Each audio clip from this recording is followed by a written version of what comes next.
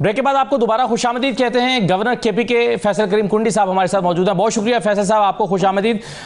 सबसे पहले सर ये बताइए कि आप ये कह रहे हैं कि आपकी 5 सीटें सेनेट में कंफर्म हैं और आप ये कह रहे हैं कि अगर किसी ने छेड़छाड़ करने की कोशिश की तो फिर हम 6ठी सीट के लिए भी ट्राई करेंगे, जबकि राना सनाउल्लाह साहब कह रहे हैं कि हमारी 4 सीटें कंफर्म हैं, हम अगर मुत्तहिद हो गए तो 5 हो सकती हैं और अगर ना हुए तो 4 की 3 भी हो सकती हैं।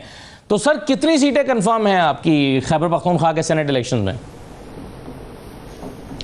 बिस्मिल्लाहिर्रहमानिर्रहीम। देखें असद साहब, अगर सारी अपोजिशन जमातें इकट्ठी होती हैं तो 5 होती हैं और मैं पूरी उम्मीद हूँ कि इंशाल्लाह सारी हम जो है अपोजिशन की जमातें इकट्ठी होकर हम इलेक्शन लड़ेंगे और हमारी 5 सीटें बनेंगी, जिसमें 3 जनरल हैं, 1 टेक्नोक्रेट है और 1 जो है वो ख़वातीन के हवाले से हैं। तो ये मैं तो ऑफ़र की है हुकूमत को। देखें, ये फ्लोर क्रॉसिंग या पैसों का लेन देन ये चीज़ें हुकूमत ही रोकती है। आपको याद होगा 2008 से 13 तक जब हमारी हुकूमत थी तो प्रेसिडेंट ज़रदारी साहब ने तमाम सियासी जमातों को बिठाकर सेनेट की सीटों में बिला मुकाबला इलेक्शन करवाए थे। पंजाब में थोड़ा सा वो हुआ था, लेकिन वो भी ऐसा कोई मुकाबला नहीं था, ईज़िली सॉल्व हो गया, बाकी बिला मुकाबला हुए थे। आज हुकूमत चाहती है कि ये चीज़ें ना हो और ये जो शुरू किया उन्होंने कि जी बिक रहे हैं, फलां हो रहे हैं, ढिंग हो रहे हैं, ऐसी ड्रामे कर रहे हैं, तो उसमें यह है कि 5 अपोजिशन की बनती हैं, 6 जो है हुकूमत की बनती हैं। तो हमें दे दें तो बिला मुकाबला सारे आ जाएंगे।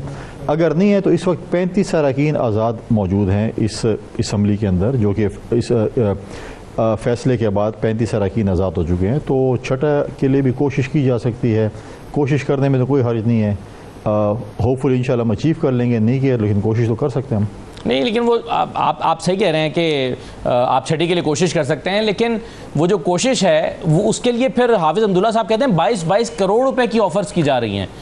तो ये इस तरह से होगा सर? नहीं, कोई एक नहीं, मुझे बताएं क्या इन्होंने ऑफ़र किया? किसी ने अभी तक 1 टके की ऑफ़र नहीं की है। ये उस दिन पीटीआई ने एक ड्रामा किया, अपने लोगों में एक बंदे को खड़ा किया ताकि हम अपने लोगों को डराएं, जी ये 20 करोड़। भाई किसने आपको ऑफ़र किया? मैदान में तो ले आए ना कि फ़लाँ बंदे ने पीपल्स पार्टी वाले मुझे ऑफ़र किया और इतने पैसे। हमारे अपने मेंबर पूरे, हम बाहर से क्यों खरीदेंगे? तो फिर 6ठी सीट के लिए आप कैसे ट्राई करेंगे?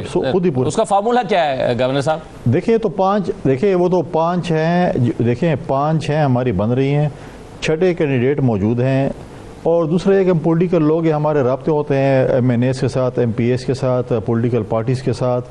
तो हम इस पे देख रहे हैं कि अगर हम हुकूमत से बातचीत नहीं होती, हुकूमत ये फ़ैसला करती है कि हमने इलेक्शन लड़ना है आपस में और ये चीज़ें होनी है, तो फिर हम 6ठे के लिए जो है हमारे पास लोगों के राब्ते हैं, आज़ाद मेंबरान के राब्ते हैं, तो हम उनके साथ ट्राई कर सकते हैं कि हम 6ठे।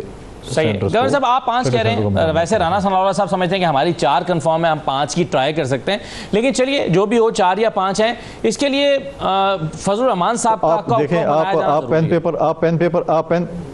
पेन पेपर ले लें, मैं आपको समझाता हूँ फिगर, फिर आप राना सनाउल्लाह साहब को समझा। मैं ग्राउंड में बैठा हूँ, राना सनाउल्लाह साहब का अपना एक तजर्बा होगा, वो अपनी उनको एक फीड होंगे, लेकिन मैं तो ग्राउंड में बैठा हूँ, मुझे पता है। वरना मैं आपको फार्मूला बताता हूँ, पेन पेपर लेके राना सनाउल्लाह साहब को भी समझा दें और हम भी हम कहते हैं पोजीशन सारी घर इकट्ठी होती है तो हम 52-53 लोग हैं। 48 देखें, 48 पॉइंट समथिंग पे आप 49 समझ लें, टेक्नोक्रेट आती है। 49 पे एक आपकी लेडीज़ आती है। 19 पे आपके पास जो है वो आते हैं जनरल की सीट।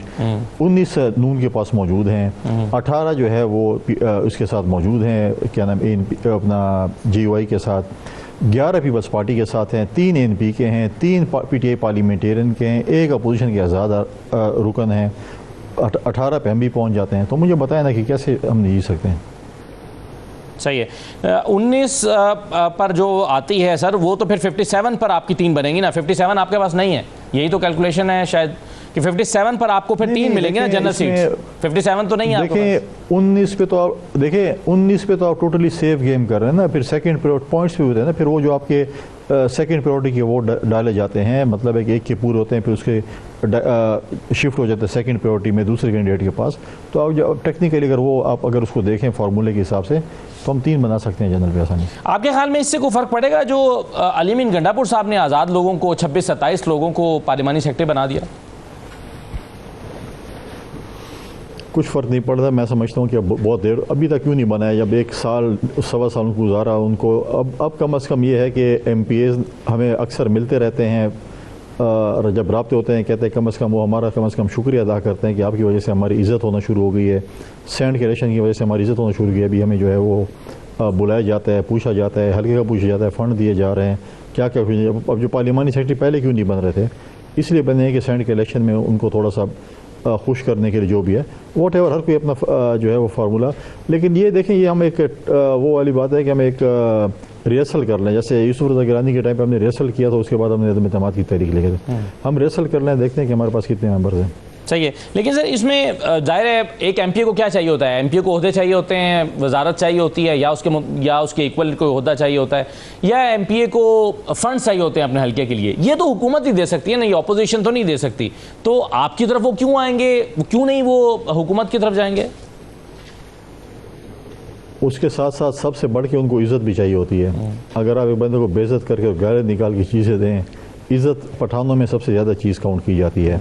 अगर इज़्ज़त ना हो और साल आपने पूरे साल उनको गालियाँ निकाली और उनको बेइज्जत किया और उनको डिवैल्यू किया, और आज आप कहें कि आपको हम इज़्ज़त भी दें और फंड भी दें, चीज़ें भी दें और चीज़ें, लेकिन टाइम आने दें, वक्त इतना दूर नहीं है, इंशाल्लाह टाइम आएगा तो आप भी देख लेंगे, हम भी देख लेंगे। सर ताज़ा तरीन सूरत हाल ये है कि मौलाना फजलुर रहमान साहब नाला दिखाई दे रहे हैं, और ख़ास तौर पर इस बात पे कि नून लीग जो है ये मामला हाई कोर्ट में लेकर गई, वहाँ से फिर इलेक्शन कमीशन के पास गया। इलेक्शन कमीशन ने आज फैसला दे दिया है कि भाई एक सीट पर टॉस हो जाएगा इन दोनों के दरमियान, नून लीग और जेयूआई के दरमियान।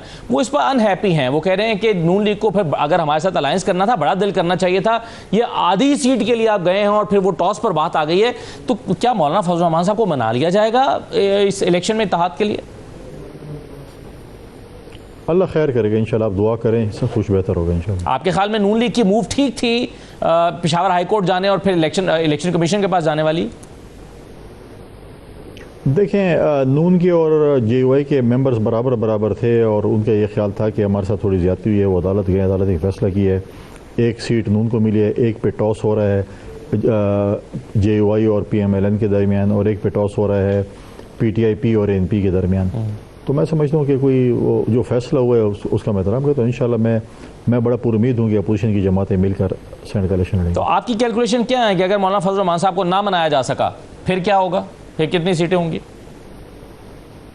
और मैं ये कह रहा हूँ कि मौलाना साहब को मनाया जाए तो फिर नहीं, फर्ज कीजिए कि अभी तो जाहिर है, अभी तो ये होना है ना सर। इफ एंड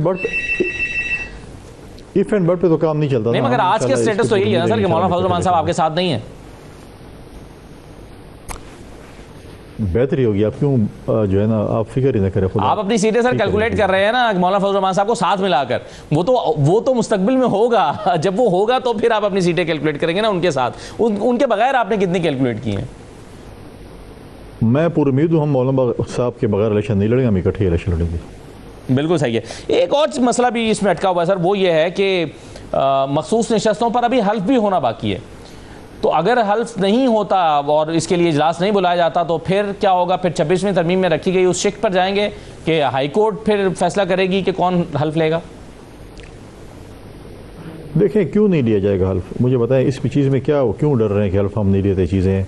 कल इलेक्शन कमीशन के ऑफिस की तरफ से मेरे ऑफिस को एक लेटर आया प्रिंसिपल सेक्रेटरी को कि आप जो है इसके ऊपर वो करें। तो उसके ऊपर मैंने मेरे प्रिंसिपल सेक्रेटरी ने चीफ मिनिस्टर के प्रिंसिपल सेक्रेटरी को ऑलरेडी लेटर लिख दिया है कि हमें डायरेक्ट किया गया इलेक्शन कमीशन की तरफ से, और हम आपको ये कह रहे हैं कि आप इसका जो है असम्बली का इजलास बुलाएं और उस पर जो है जो मखसूस नशिस्तें उनके ऊपर हल्फ बर्दारी होनी चाहिए। उसके बाद जब सेनेट का इलेक्शन तो सेनेट का इलेक्शन भी होना चाहिए।